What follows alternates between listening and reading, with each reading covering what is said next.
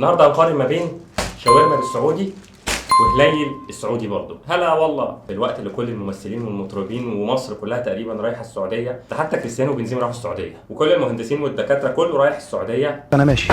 السعوديين نفسهم بقى قرروا ان هم يجوا مصر هنا ويفتحوا محلات اكل. شاورما فتح من سنه تقريبا وبقى عنده 3 فروع. في محل سعودي لسه فاتح اسمه هليل، الاتنين بيعملوا شاورما. فانا رحت جبت من ده شاورما وجبت من ده شاورما، وقلت خلينا نشوف مين احسن شاورما سعودي عندنا في مصر، خصوصا كمان ان الاتنين لقيتهم فاتحين في بنزينه واحده في اسبوع واحد تقريبا، بنزينه شلاوت اللي في محور السادات اللي في التجمع الاول. فخلينا نسوي لايك للسعودي وسؤال للسعوديين اللي عندنا على القناه او المصريين اللي قاعدين في السعوديه، هو مين احسن هناك. خلينا نبدا بشاورما بما انه الاقدم. جبت باكيت بطاطس وجبت واحد شاورما لحمه وواحد شاورما فراخ، جاي معاه مناديل وكيسين كاتشب، وده الريسيت.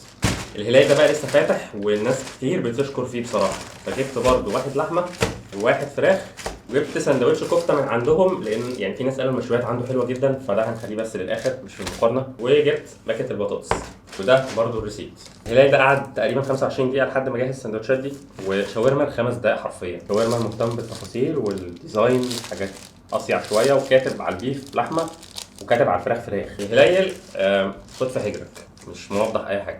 كمان الهلال مش باعت لا مناديل ولا كاتشب ولا اي حاجه. الشاورما بص مهتم شويه، ده شاورما وده الهلال. شاورما اكبر بس ده لارج، الهلال ده هو حجم واحد بس. البطاطس بتاعت الهلال دي ب 19 جنيه، شاورما دي ب 37 جنيه، وعنده ميديم ب 33 جنيه. انت هتدفع 4 جنيه وتاخد لارج، هي خدعه تسويقيه شويه بس في الاخر هتدفعهم وتاخد لارج.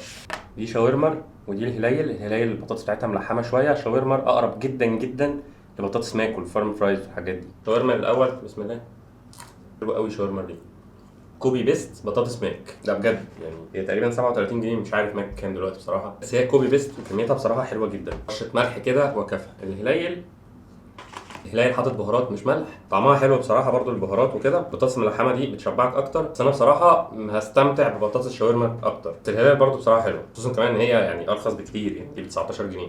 خلينا نروح للاهم، هي الاحجام عندهم صغيره شويه بس الاسعار برضو بالنسبه للشاورما السوري يعني الصاج الكبيره اللي متعودين عليها اهدى شويه.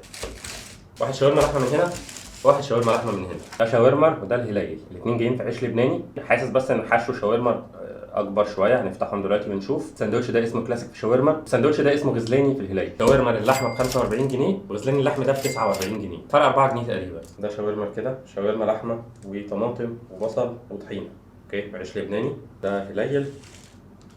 لا حجم الحشو بصراحه يعني في شاورما اكتر كتير، اوكي، هو ارخص كمان ب 4 جنيه ونفس التكوين تقريبا.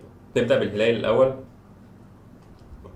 الساندوتش طعمه حلو قوي، تتبيله هاديه، لحمه ما فيهاش حاجه بتشد، ما فيش حاجه زعق في التتبيله. الهلال بصراحه طعم الشاورما اللحمه عنده حتى الان جامد. خلينا نشوف شاورما جامده قوي هنا كمان عشان حجم الحشو اكتر، فانت بتحس انك بتاكل لحمه كده شويه، فالاثنين بصراحه جامدين، الا في نقطه الحشو والسعر كمان ارخص في شاورما الفراخ. في شاورما ب 40 جنيه وغزلاني الفراخ ب 40 جنيه برضه. ده شاورما بص، شاورما فراخ توميه خيار مخلل وكان بطاطسايه كده.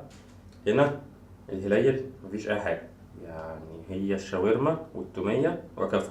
برضه حجم الحشو هنا يعني اكتر شويه من اللحمه، فانتوا شايفين مين يعني بالنظر كده بنفس السعر.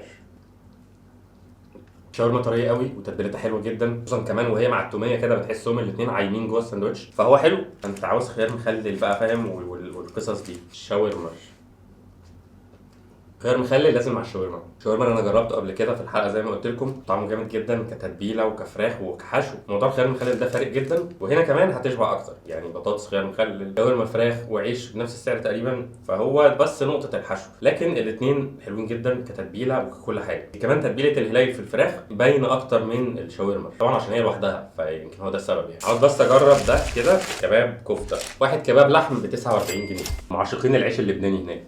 دي شكل الكفته، صباع كفته وعليه بقدونس وطماطم وبصل.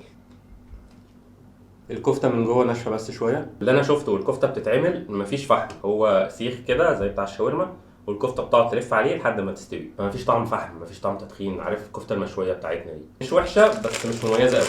حابب بس اقول يعني حاجه هنا وحاجه هنا. شاورمر عنده خبره اكتر، مدرب العماله احسن، القعده عنده هتبقى الطف لان هو عنده قعده فوق فيها تكييف، عنده درايف ثرو، فالدنيا عنده متظبطه شويه. الهليل لسه فاتح فلسه برضه تحس خبره الناس مش قوي. الموضوع ناقص له احترافيه شويه في ان هو يحط السندوتشات، حاجات كانت قدامه وهو مش شايفها. الوقت برضه كان اطول. القعده في الهليل بره بس، في قعده جوه بس انت حرفيا قاعد قدام الكاونتر، فدوشه بقى. بص، والحراره بتاعت الشاورما، هو في تكييف جوه وكل حاجه بس انت هتبقى قاعد مش مستريح. بره القعده حلوه بس بالليل يعني من غير تكييف. الاثنين بصراحه كانوا حلوين بس شاورمر اكرم، يعني عارف بيديك كاتشب، مناديل، حشو اكتر، الحاجات اللي جوه اكتر، ارخص نسبيا في حاجات وحاجات. بس بالنسبه للطعم ده حلو وده حلو. زي ما قلت لكم الناس اللي في السعوديه او المصريين في السعوديه، انت عندكم مين احسن من مين؟ يعني انا حاسس ان شاورما واخد شهره عن الهليل ده شويه في السعوديه. فيا ريت لو الفيديو عجبك تعمل لايك وشير. ما تنساش لو حبيت تشتري حاجه من على نون دخل البرومو كودز دي تاخد خصم توصيل مجاني لحد باب بيتك. في برومو كودز زي السعوديه كمان بمناسبه حلقه السعوديه يعني. شكرا جدا ليكم، سلام.